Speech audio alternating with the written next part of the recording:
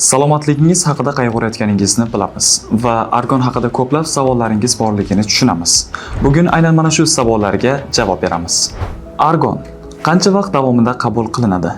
Argonni kamida 6 oydan 9 oygacha muntazam ravishda qabul qilish tavsiya qilinadi. Bu vaqt ichida preparat maksimal samaradorligini ko'rsatadi, ya'ni bo'g'imlaringizdagi og'riqlarni kamaytirib, harakatlanishingizni erkinlashtiradi hamda hayotingiz sifatini sezilarli darajada yaxshilaydi. Davolanish muddatini qisqartirmaslik muhim, chunki tabiiy moddalarning organizmga singib, to'liq samaradorlik ko'rsatishi uchun vaqt muhim. Argon qanday nojo'ya ta'sirlarga ega?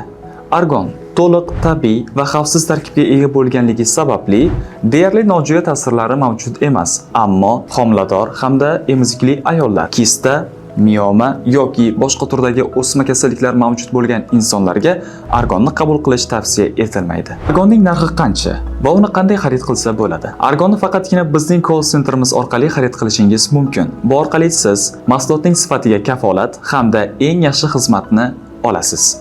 Narxlar, maxsus chegirmalar hamda aksiyalar haqida batafsil ma'lumotga ega bo'lishni istasangiz, call centerimizga murojaat qiling. Operatorlarimiz sizga har doim maslahat berishga hamda xaridingizni tez va oson rasmiylashtirishga tayyorlar. Argonni retseptsiz ham xarid qilsa bo'ladimi? Albatta. Argonni retseptsiz ham xarid qilishingiz mumkin, ammo sog'lig'ingiz uchun har bir preparatni qabul qilishdan oldin, ayniqsa surunkali kasalligingiz mavjud bo'lsa, shifokoringiz bilan maslahatlashish tavsiya qilinadi. Bu bilan siz preparatdan maksimal natija olishingiz va albatta sog'lig'ingiz uchun to'g'ri qaror qabul qilishingiz mumkin.